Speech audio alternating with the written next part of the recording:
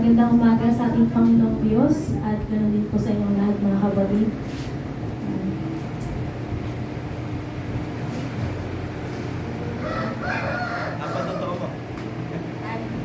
Yan nga po, talagang tunay na napakabuti ng ating Panginoon sa bawat isa sa ating mga kapatid ko na sa buong week na ito mga kapatid ay night shift po yung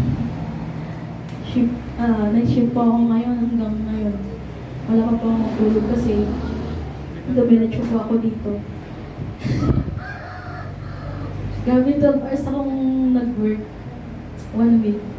Simula Lunes ng gabi hanggang ngayon, hanggang kanina.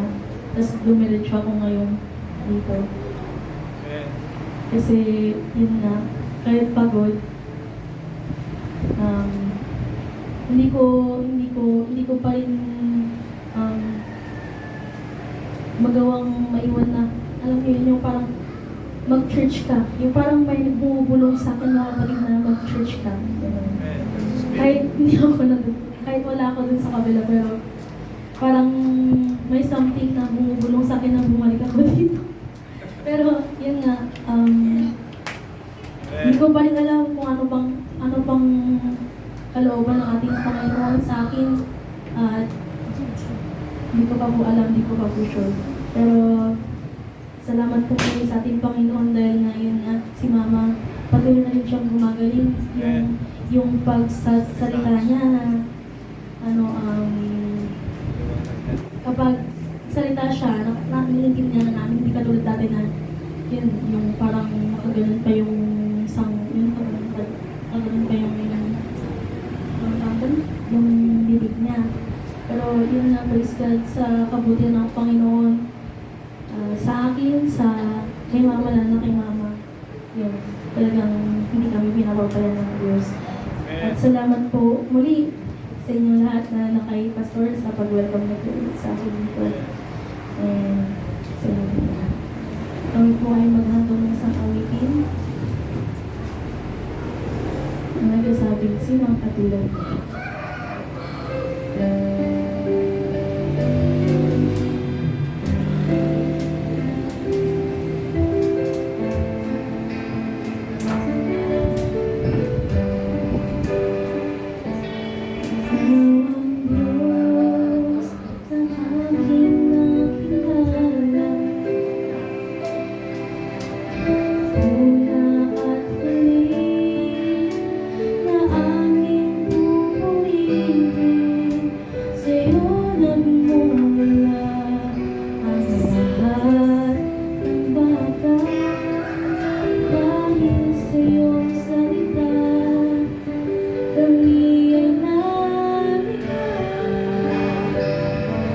Dakilang Diyos na hindi nagbabago, kapangyarihan mo ay di mo ilipas, walang makakalayo sa iyong kabanalan. Ulit sa biyaya mo, kami ay